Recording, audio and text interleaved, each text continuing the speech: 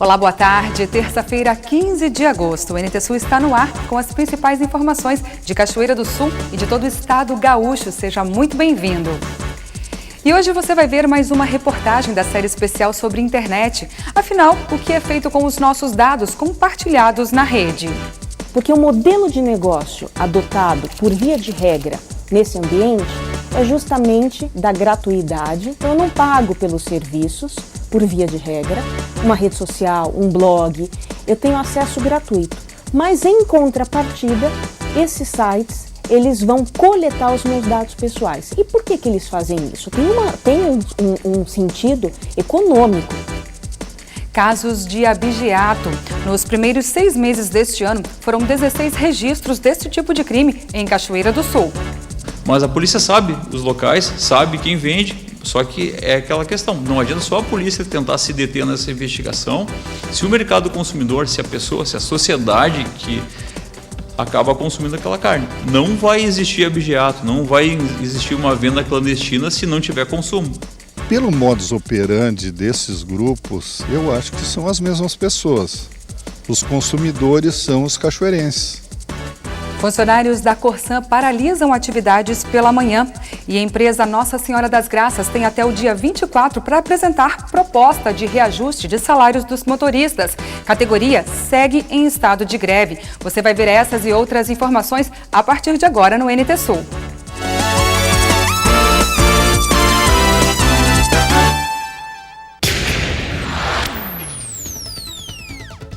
O governo do estado quitou hoje, 15 dias após o vencimento, os salários de julho do funcionalismo estadual. O pagamento só foi possível devido à entrada de 332 milhões de ICMS do comércio e da indústria nos cofres públicos. Até essa segunda-feira, 70% da folha do executivo estava paga, ou seja, apenas servidores que ganhavam até R$ 3.600 estavam com seus vencimentos quitados pelo governo. A folha fechou o mês em 1 bilhão 170 milhões, fora as consignações e tributos. A 8ª parcela do 13º salário de 2016 foi paga no dia 31 de julho. 12:02 pelo horário de Brasília. Participe com a gente pela internet. Acesse facebook.com/TV Cachoeira. Você pode assistir ao nosso telejornal ao vivo de qualquer lugar do mundo. facebook.com/TV Cachoeira. Continua o impasse com o transporte coletivo urbano em Cachoeira do Sul. Após reajuste da tarifa de 6,66% dado pela Prefeitura, o diretor operacional da TNSG, Valdir Souza, afirma que não tem muitas opções com relação ao aumento dos salários dos motoristas. O presidente do Sindicato dos Trabalhadores do Transporte de Cachoeira do Sul, Aníbal Machado, reafirma o estado de greve da categoria e deu prazo de 10 dias para que a empresa apresente sua proposta. O prazo final do sindicato é dia 24 de agosto. Darcy, uma semana movimentada com relação ao transporte público urbano aqui em Cachoeira do Sul. O prefeito acabou sancionando o aumento de R$ 3 para R$ 13,20 na tarifa, mas também um comunicado feito pelo Sindicato dos Transportadores Rodoviários aqui de Cachoeira do Sul acabou pegando de surpresa a empresa. Aníbal, qual a situação hoje? Existe ou não a possibilidade de haver uma paralisação por parte dos motoristas? Existe essa avaliação dos trabalhadores. Os trabalhadores estão por demais preocupados com a defasagem salarial que nós temos no transporte coletivo urbano de Cachoeira do Sul. Cachoeira é uma cidade abandonada, cheia de buraco nas ruas, nossos motoristas estão tudo doentes, com as costas arrebentadas, o salário achatado. Nós não temos nada a ver com tarifa. Os trabalhadores rodoviários de Cachoeira do Sul não tem nada a ver com tarifa. O prefeito faz tarifa, faz demagogia política barata dele. Nós queremos salário, nós queremos condição de trabalho. E os trabalhadores ontem fizeram uma assembleia e aceitaram uma proposta da empresa para uma nova reunião daqui a 10 dias. Estamos em estado de greve, população. Estamos em estado de greve. Poderá daqui a 10 dias o transporte coletivo urbano de Cachoeira do Sul entrar em greve por tempo indeterminado, até que tenha um salário justo, digno e que tenha condição de trabalhar numa cidade abandonada como essa, cheia de buraco aqui. Estamos preparados para reivindicar os nossos direitos. Eu espero que o sindicato tenha, como é que eu vou dizer assim, consciência da situação que está acontecendo, o que está se passando. Eu espero que ele releve e não coloque o nosso funcionário contra a empresa ou contra a própria comunidade, né? Que saiba conduzir nesse momento essa dificuldade que a empresa está passando. Eu acho que, eu vou usar palavras, o país todo está passando uma situação difícil, a empresa não está fora disso, nós estamos sem condições realmente, aí está o exemplo. No meu cálculo, ou no cálculo que a empresa fez, nós estávamos propondo um reajuste de 8%, mas para isso o reajuste estava dando quase 18% de aumento. Lamentavelmente, agora, com esses 6% que foi dado pela prefeitura, o que sobrou para o funcionário? Não chega a 2%, dá 2 e uns quebradinhos. Tudo bem. Essa é uma questão da empresa com o poder concedente. O poder concedente é o prefeito. Ele é o poder concedente. Ele tem que ver o equilíbrio financeiro para ele ter um serviço que eles não têm capacidade de fazer. Mas esse é um problema deles. O meu problema, o problema dos trabalhadores é uma reforma trabalhista que está aí nos metendo goela abaixo, uma reforma sindical nos metendo goela abaixo, uma reforma da Previdência nos metendo goela abaixo, uma inflação mentirosa de 2%, que não é verdade, e os trabalhadores ganhando um salário por demais achatado, sem ter a mínima condição de sobreviver, de levar o sustento para a família, e essa cidade, que não tem condições de trabalhar. Pegue o motorista ou o cobrador que está aí sentado na roleta, que anda trabalhando na cidade. Estão tudo estourado das costas. Não tem como trabalhar. Então, a nossa luta pelos trabalhadores, dos trabalhadores, é melhores condições de trabalho e salário digno. O nível do Guaíba voltou ao normal, mas um fenômeno inusitado aconteceu durante o fim de semana em algumas localidades, como no Rio Grande do Sul, Santa Catarina e também no Uruguai. Na capital, o resultado pôde ser visto na orla. As águas do Guaíba recuaram mais de 30 centímetros, o que deixou à mostra todo o lixo descartado no mais importante manancial da região metropolitana. O gráfico na tela mostra de forma clara o enorme recuo do Lago Guaíba. Chegou a 16 centímetros, quando o normal é estar acima de 80. O valor foi registrado pela estação de medição Mauá, no canal dos Navegantes, às 10 horas da manhã de domingo. O Guaíba tem regime lagunar, ou seja, diferente dos rios, tem oscilações mais constantes. De acordo com o SEIC, o Centro Integrado de Controle, que faz medições há mais tempo que a SEMA, a Secretaria do Meio Ambiente, esse é o menor registro nos últimos 12 anos. Toda a atmosfera estava bem intensa, né? Todo o fluxo de vento estava bem intenso. Então, quando esse fluxo de vento chegou aqui no Rio Grande do Sul, acabou girando, né, com mais força e fazendo recuar a água do Guaíba. Foi o menor nível, que foi 16 centímetros, sendo que a média para esse período é 80 centímetros, então a gente pode perceber que realmente foi um recuo muito significativo, e isso se deu em virtude de uma combinação de fatores, né? Nós estamos num período bastante seco no estado, com chuvas abaixo da média desde meados de junho, sendo que julho foi um mês muito seco aqui em Porto Alegre, né? Historicamente seco, e então a gente tem já uma condição hidrológica desfavorável, no caso do nível do Guaíba, e associado a isso nós tivemos então os ventos aí dos temporais que foram percebidos no estado. No próximo final de semana passa uma nova frente fria pelo estado e pode ocorrer mais vento, mas não tão intenso. Sistemas extremos como o do último final de semana não estão previstos. A seguir, porque a metade das empresas no Brasil fecha as portas nos primeiros 4 anos de existência. O nosso consultor de empresas, Leopoldo Brant, explica. E ainda hoje, casos de abigeato. Segundo o presidente do Sindicato Rural de Cachoeira do Sul, a maioria dos crimes sequer chega na Polícia Civil. Infelizmente, por parte da Polícia Civil, a gente não tem visto, né, uma investigação como qualquer um que chega ao ponto de ser lesado gostaria, né, que o órgão de segurança, que é o dever do Estado, né, cumprisse com o seu objetivo.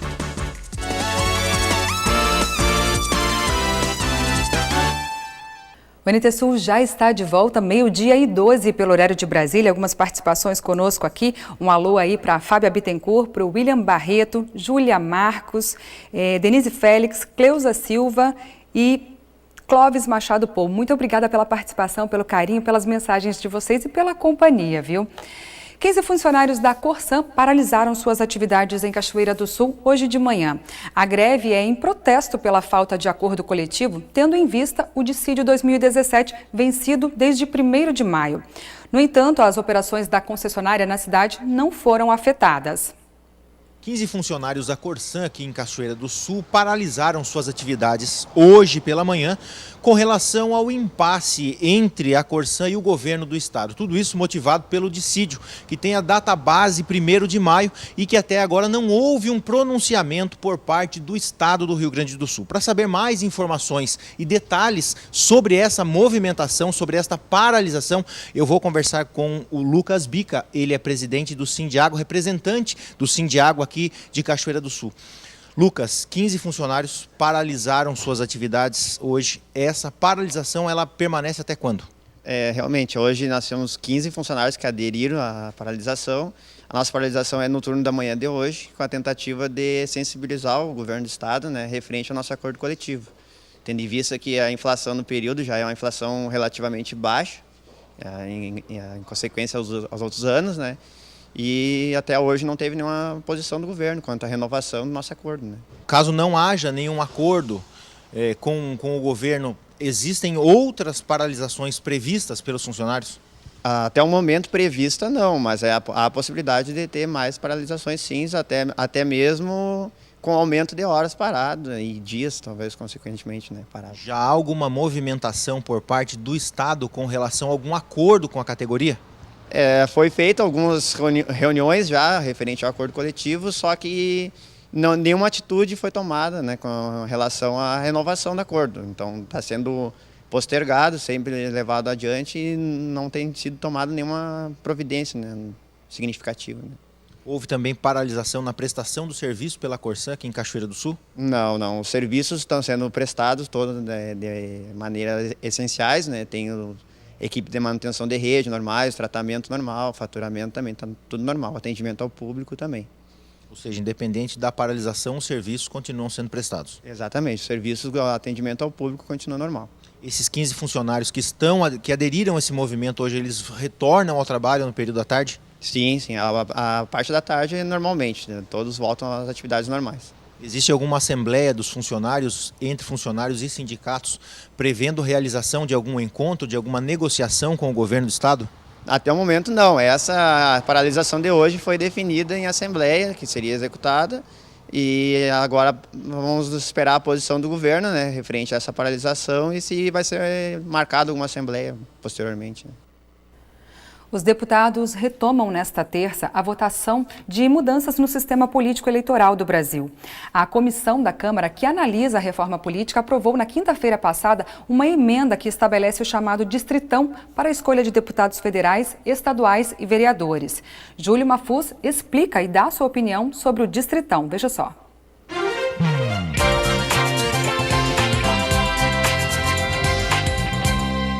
Olá, boa tarde.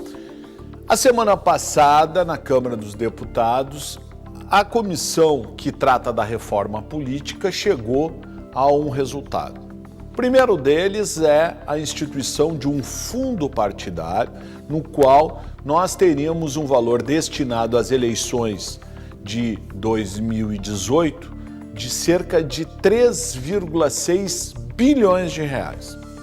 A outra decisão foi a de que o sistema político de eleição das casas legislativas, deputados federais, estaduais e vereadores, se modificariam. Não teríamos mais um sistema proporcional e passaríamos a ter aquilo que nós chamaremos de distritão. Explico. O distritão é um sistema no qual serão eleitos apenas aqueles que atingirem o maior número de votos. Hoje a gente percebe, por exemplo, que em algumas situações os partidos políticos colocam um puxador de votos. Vou dar o exemplo do Tiririca, que faz lá 1.100.000, 1.200.000 votos para deputado federal e elege outros representantes do seu partido com uma votação menor. No sistema do distritão, seriam eleitos apenas aqueles que fizessem o maior número de votos. Por exemplo, aqui na Câmara de Vereadores, em Cachoeira do Sul, eleger-se-iam os 15 mais votados, independente do número de votos do partido. Mas qual é o problema dessa nova modalidade? O grande problema é que vai gerar um enfraquecimento dos partidos políticos.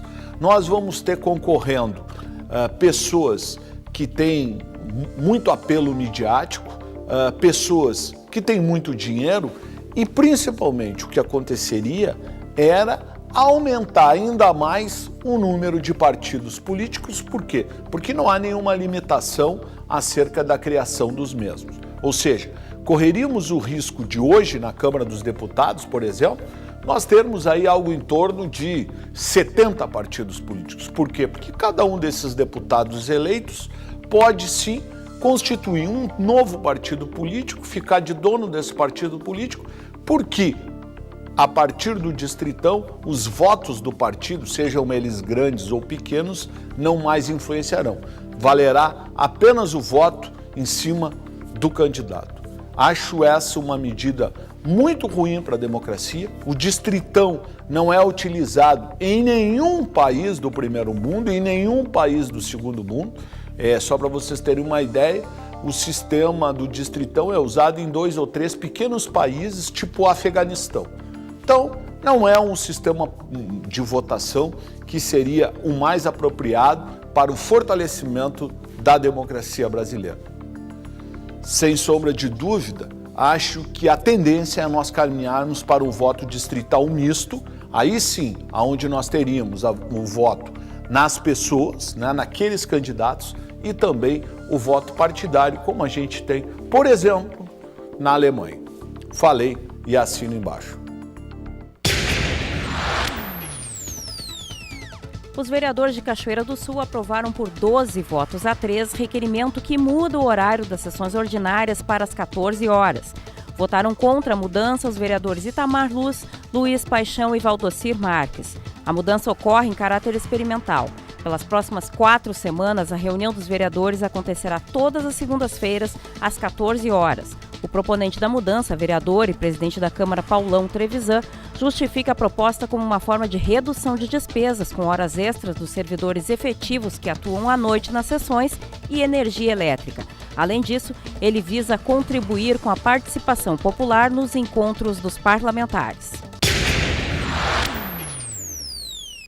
12h20 pelo horário de Brasília. Nós vamos falar de negócios agora. Iniciar um empreendimento exige preparo em todos os aspectos. Planejamento e estratégia do negócio precisam ser bem pensados. Hoje o nosso consultor de empresas, Leopoldo Brant, fala do fechamento precoce de empresas no Brasil. A grande maioria fecha. São negócios que começaram com uma ótima ideia, mas não se sustentaram no mercado.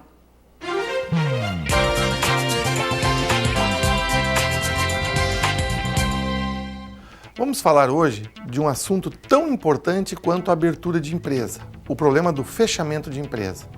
Vocês sabiam que, pela última pesquisa da Serasa Experian, que 50% das empresas que abrem, em média, 4 anos fecham? Ou seja, abrem e dentro de 4 anos fecham. E o problema que está nisso tudo? Quando fecham, muitas vezes, para os seus proprietários, ex-proprietários, estão totalmente endividados, totalmente sem saber para que lado ir e muitas vezes, a grande maioria delas, perderam seu patrimônio. E por que isso acontece? Acontece porque muitas vezes, quando queremos abrir os nossos negócios, como tive uma experiência essa semana que passou, com 3 pessoas que me procuraram para abrir o seu próprio negócio, é sempre aquela mesma história, ou seja, quando começa a pensar no negócio, começa a pensar numa fonte alternativa de dinheiro. Qual o conhecimento que elas têm sobre este negócio? Ou seja, o que realmente elas conhecem esse negócio? Ah, porque vira uma boa oportunidade de que alguém que queria vender um negócio já existente. Por que esta pessoa está querendo vender? Porque se um negócio é muito bom, dificilmente queira vender o seu negócio. Então, pense um pouco nisso aí. E nessa maneira, procure ver realmente alternativas e muita orientação em cima disso. Porque negócio nessa fase, pessoal, é como um velho e bom jargão que tem empresa, negócio próprio, é quase que nem, e é igual, melhor dizendo, a namoro novo. Ou seja, no início um não mostra os defeitos e o outro também não quer ver. Depois de um determinado período começa a aparecer tudo. E aí? E aí sim, quando começa a aparecer, muitas vezes é difícil tudo retornar. Uma das situações que acontece daí é aquela ideia seguinte: faltou dinheiro. Não. Eu tenho quase que certeza que se ela tivesse feito um bom plano de negócio, um bom estudo antes, ela viria que não teria faltado dinheiro. Por quê? Porque o dinheiro, ele é uma consequência. A pessoa, quando vai fazer esse tipo de negócio, tem suas economias. Muitas vezes se consegue com fornecedores, desde equipamentos, máquinas e equipamentos, se consegue mercadoria em consignação, que tu não precisa gastar o teu dinheiro. E retém muito esse teu dinheiro para o teu capital de giro. Então, vê bem, quando fecham, alegam o quê? A falta de dinheiro. Só que tem um detalhe. Não é a falta do dinheiro, foi o dinheiro mal gasto antes. E esse dinheiro mal gasto antes que vai fazer a falta depois. Então o que acontece? Nesta fase nós precisamos ter muito conhecimento em cima da área e realmente não ser tão perdulário, ou seja, segura o teu dinheiro na mão, segura o que é teu, para depois ir a banco, depois ver se vai construir prédio, se vai construir loja, se vai comprar equipamentos, mas num primeiro momento fica com o dinheiro que já é teu contigo e tenta trabalhar, dependendo de cada caso, com o capital de terceiros.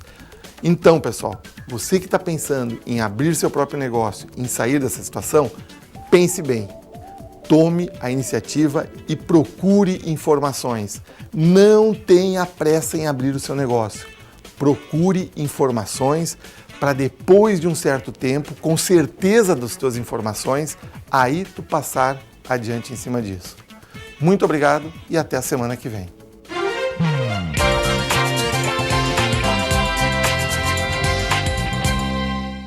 Veja agora no NT Sul as vagas que a agência FGTAS Cine de Cachoeira do Sul disponibiliza.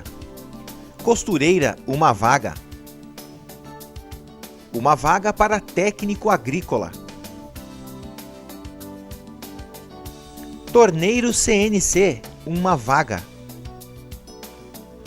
Uma vaga para empregada doméstica.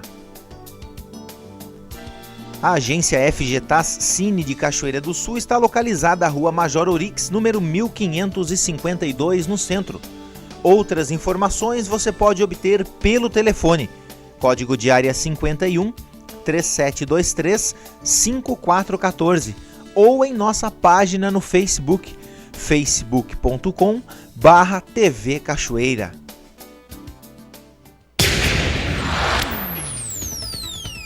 A Procuradoria-Geral da República estuda, visando a contenção de despesas, fechar unidades do Ministério Público Federal de municípios cujo volume de processo seja menor, bem como não disponham de sede própria. Os critérios colocam Cachoeira na mira da Procuradoria, ainda que não haja confirmação oficial sobre o assunto. Os serviços, caso a unidade de Cachoeira seja fechada, seriam absorvidos pelas unidades vizinhas, Santa Cruz ou Santa Maria, ambas com maior volume de processos, ainda que em prédios alugados. A pichação de prédios públicos e privados é uma situação crônica na maioria das cidades do país. Em Porto Alegre, conforme a Secretaria de Serviços Urbanos, os viadutos da área central são as maiores vítimas desse tipo de vandalismo. Um crime que não apenas degrada a cidade, mas também tem impacto no orçamento público. Na placa, o hospital pede cooperação, alertando que os recursos para o atendimento podem ser gastos limpando a pichação. Depois do aviso, fixado há mais de 10 anos, as pichações pararam. Mas em outros pontos da cidade, elas aparecem todos os dias. Nesse prédio, há marcas nos 10 andares. Eu não sei como eles conseguem chegar a determinados andares aí, que eu fico assim, extasiado com isso. Como é que eles conseguem? Existem os grafiteiros, que são pessoas que expõem seus trabalhos, né? Que eu acho que, de certa forma, eles podem estar transmitindo uma mensagem para a população, mas A pichação, sou totalmente contra. Eu acho que essas pessoas que estão pichando são pessoas que não têm o que fazer. E eu acho assim que as autoridades, as polícias deveriam tomar mais atitude e pegar esses que estão pichando e tomar uma atitude, sabe? Não deixar eles impunes, tem que punir eles. A Guarda Municipal aponta que no primeiro semestre deste ano foram registradas 41 ocorrências, 18 em patrimônio particular e 23 em patrimônio público. 28 pessoas foram detidas. As câmeras do Centro Integrado de Controle captam muitas vezes o momento em que o picho acontece, mas a maioria dos flagrantes é realizado pelas denúncias da população pelo Disque Pichação. Quando as pessoas denunciam pelo 153 é quando há maior efetividade do nosso trabalho, porque normalmente o cidadão está enxergando ali, né? E como a gente tem guarnições distribuídas em toda a cidade, a rapidez com que se consegue atender é que faz com que a gente tenha êxito na apreensão do pichador. A pichação é crime previsto por lei federal desde 98. A pena é de detenção de 3 meses a 1 ano e multa. Na esfera municipal, um projeto aprovado em 2015, além do pagamento de multa de até R$ 2.900, definiu a reparação do dano, obrigando o pichador a contratar um profissional habilitado para recuperar os estragos. Ainda assim, as pichações continuaram. Por isso, a autora do projeto encaminhou uma nova proposta, sancionada no mês passado, que aumenta as multas. Agora, os valores ficam em torno de R$ 2.900 a R$ 10.000. O município também estabeleceu, em 1999, uma lei para regular a venda de tintas em spray. O que falta agora, neste momento, é uma ampla campanha de conscientização nas escolas, tá? Para que as crianças saibam que pichar é crime, tá? Crime ambiental pela lei federal, que pichar é roubar a nossa memória, a nossa história, destruir a cidade. E essas pessoas que fazem isso, elas não têm o sentimento de cidadania, de cidadão. Uma criatura que estraga, que destrói a tua cidade, ele não tem esse pertencimento, né, da cidade. A Secretaria Municipal de Serviços Urbanos afirma que as pichações impactam em mais de R$ 400 mil o orçamento anual do Departamento de Limpeza Urbana. A seguir, mais uma reportagem da série especial sobre internet. O que é feito com os dados compartilhados na rede?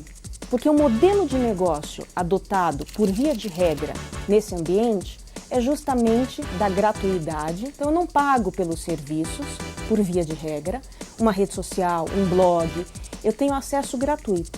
Mas em contrapartida, esses sites, eles vão coletar os meus dados pessoais. E por que eles fazem isso? Tem um sentido econômico. Combate ao abigeato. Fiscal sanitário alerta sobre casos de furto de animais vivos. Se a carga viva que foi roubada, boi gordo, ele tem que vir imediatamente na inspetoria para nós poder fazer, através de e-mail para todos os frigoríficos, as características desses animais roubados para tentar impedir o abate desses animais lá e elucidar muitas vezes o crime.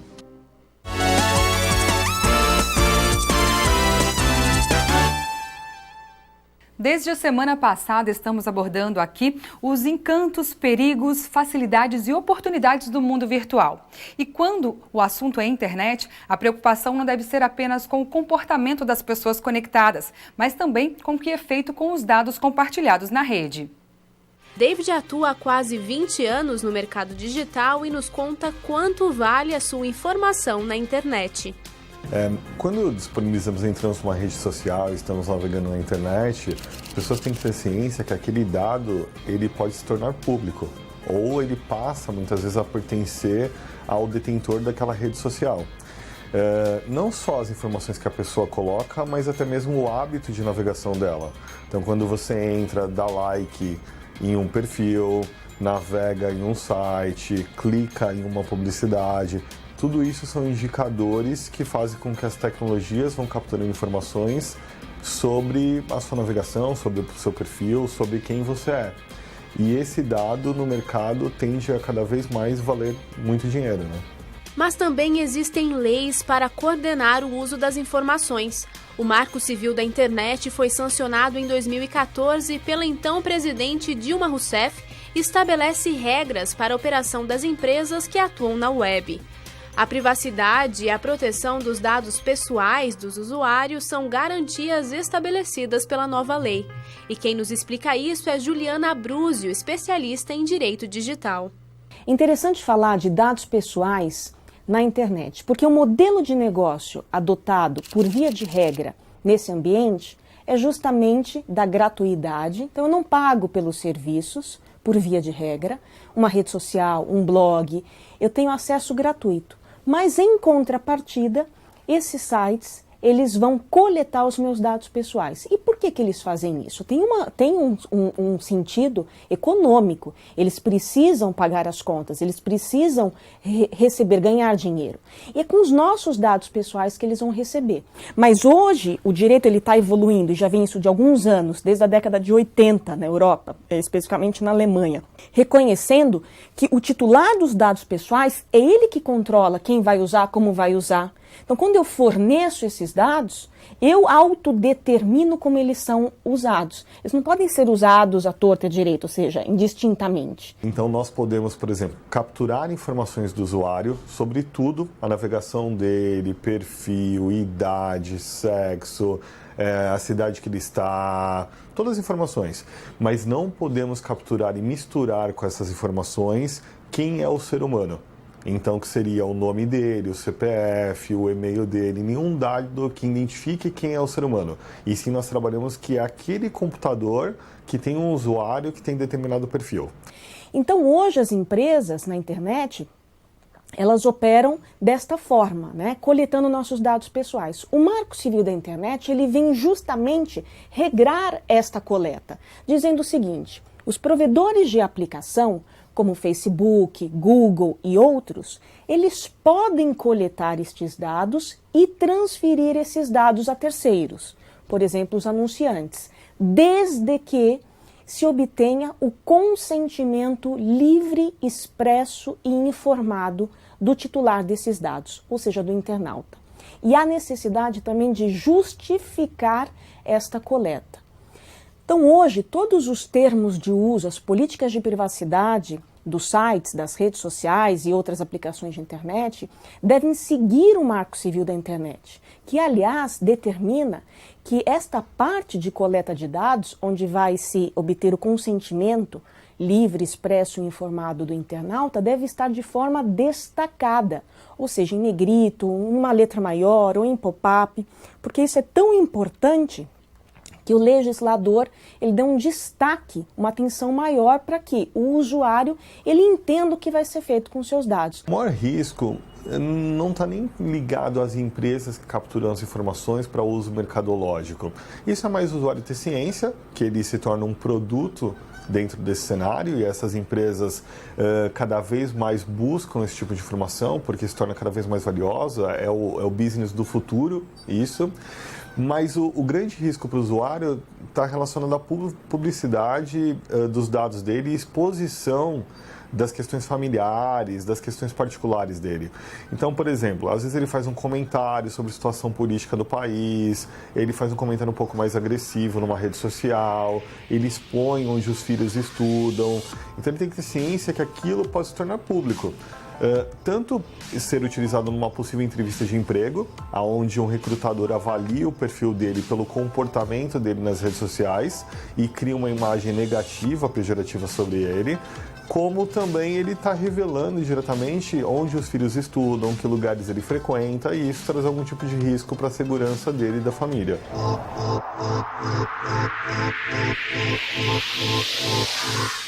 Quem mora no campo está cada vez mais apreensivo. O abigeato, crime de roubo de gado, tem tirado o sono de quem cria ou mora em propriedades rurais do estado do Rio Grande do Sul. 15 grupos organizados foram desbaratados e aproximadamente 150 prisões foram efetivadas em um ano de força-tarefa de combate ao abigeato. Aqui em Cachoeira do Sul, nos primeiros 6 meses de 2017, foram 16 registros, número baixo quando comparado ao município de Bagé, Bagé, por exemplo, quando 86 crimes de roubo de gado foram registrados. Outro problema grave é que, segundo o fiscal sanitário da Inspetoria Veterinária, quem cria poucos animais vende sem nota. E esses produtores, segundo o delegado regional, registram a saída como furto ou abigeato para deixar em dia a ficha de vacina, maquiando as estatísticas. Veja na reportagem de Gabriela Belo.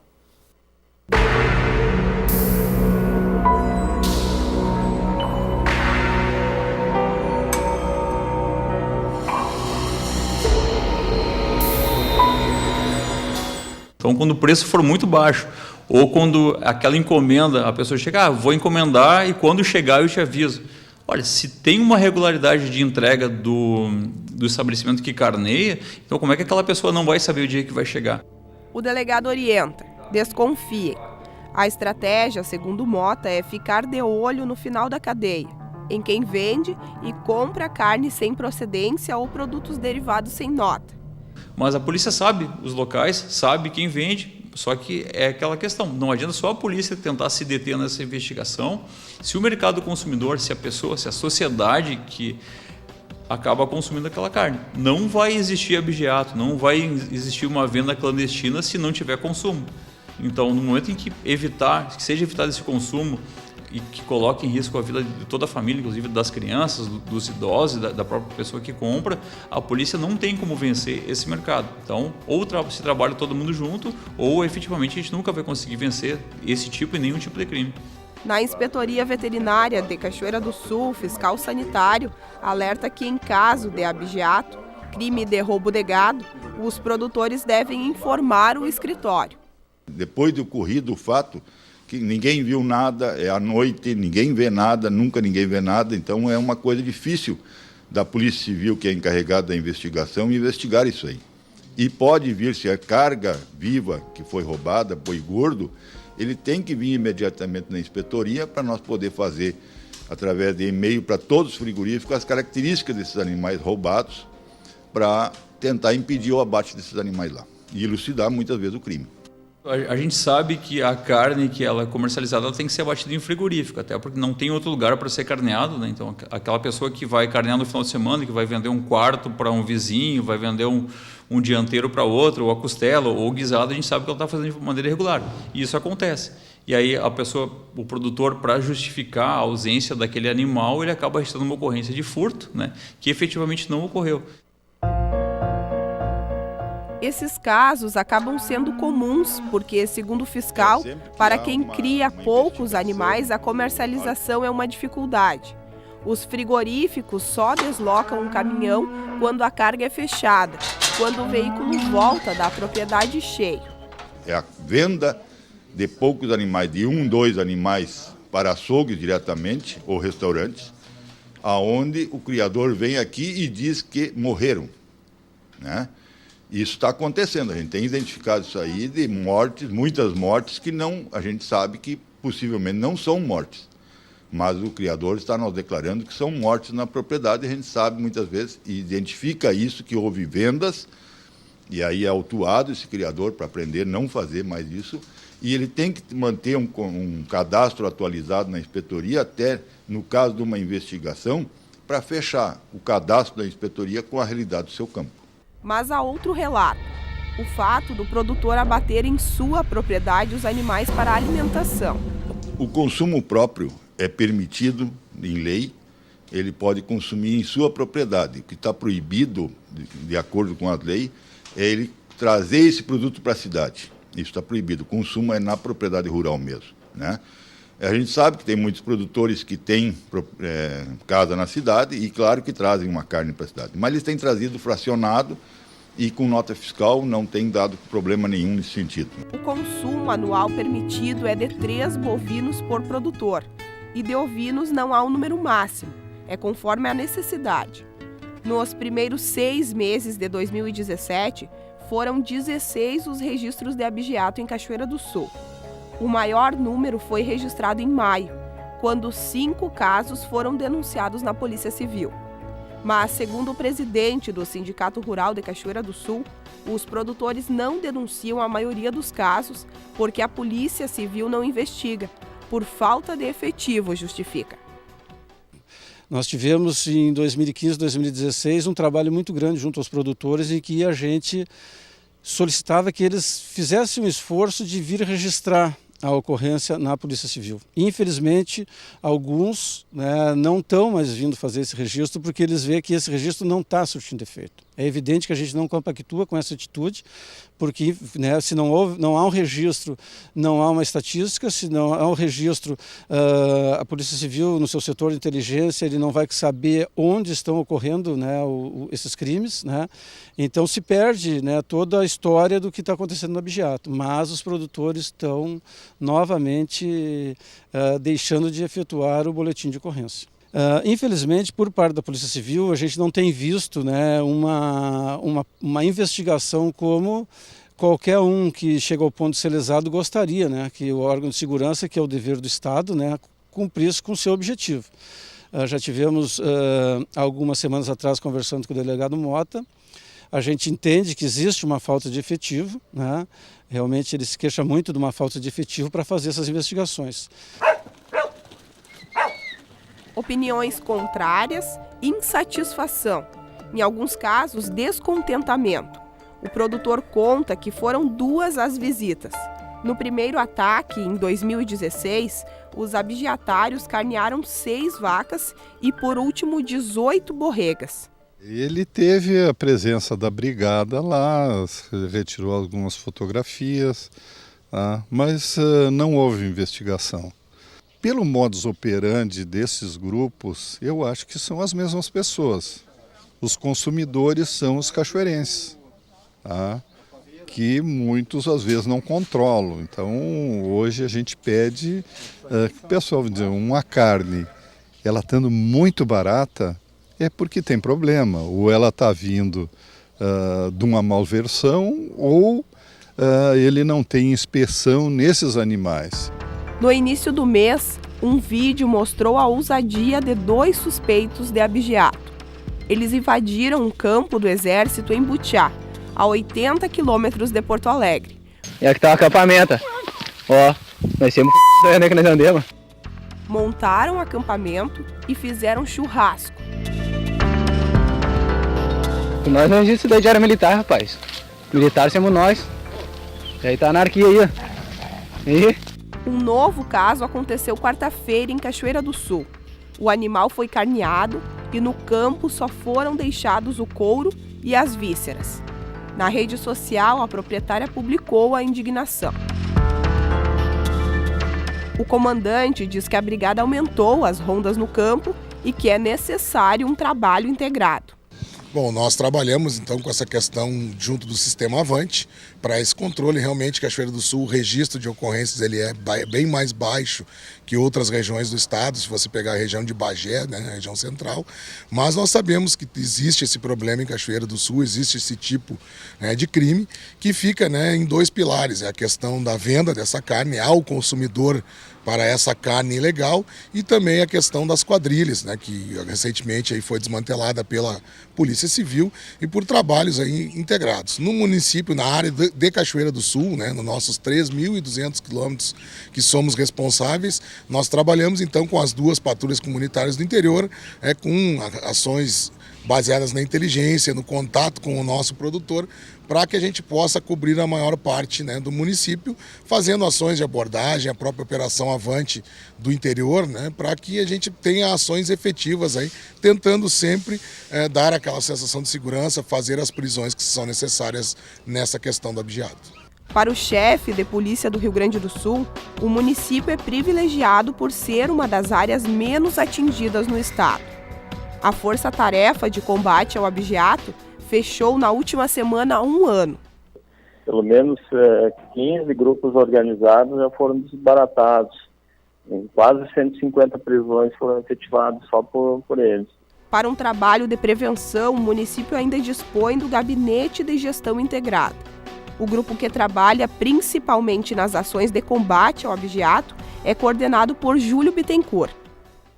o GGI é muito importante, mas ele não faz só isso, não, né? Nós estamos aí na formação de um GGI com mais força, que ele possa, digamos assim, dar suporte tanto para a área da segurança, como para todas as áreas que possam envolver a segurança, seja ela pública, seja ela alimentar. E graças a Deus que Cachoeira do Sul tem hoje um Ministério Público forte e atuante. E isso nos dá, sim, para o GGI e para os órgãos de segurança, uma força muito grande para executar o nosso trabalho. Como nós não conseguimos estar vigiando 24 horas nossa propriedade, as maiores ocorrências são à noite, né? Como a extensão territorial do município é muito grande, efetivos tanto da Brigada Militar quanto da Polícia Civil são reduzidos, certamente tem que ter um outro sistema, que nesse caso é um sistema de inteligência para monitorar, para trocar essas informações para poder ter resultado na apreensão, na diminuição, na redução do crime de abigeato.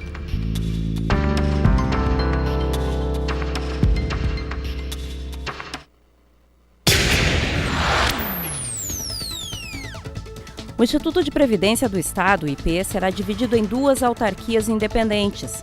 A separação será entre a gestão previdenciária e o plano de saúde de mais de 1 milhão de pessoas, entre servidores públicos e dependentes.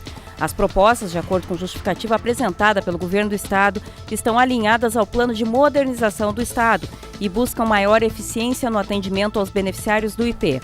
O principal objetivo é profissionalizar a gestão para qualificar e fortalecer tanto a Previdência como a assistência à saúde para os servidores estaduais.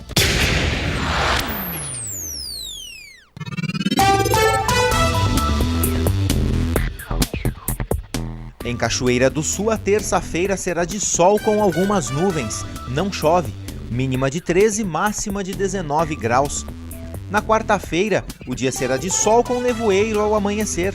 Não chove. As temperaturas ficam entre 14 e 18 graus. Já na quinta-feira, o dia será de sol com algumas nuvens. Não há possibilidade de chuva. Mínima de 13, máxima de 18 graus. Confira no mapa como fica o tempo hoje. Terça-feira de tempo ensolarado no Rio Grande do Sul sob influência de massa de ar seco e frio de alta pressão atmosférica. Céu claro com poucas nuvens no estado.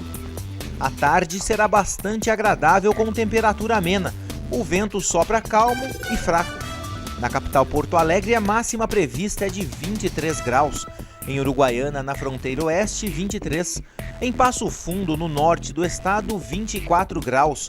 E em Santa Maria, na região central, 22. Para o litoral norte, Tramandaí, Torres, 22 graus. E em Pelotas e Rio Grande, no sul do estado, 21.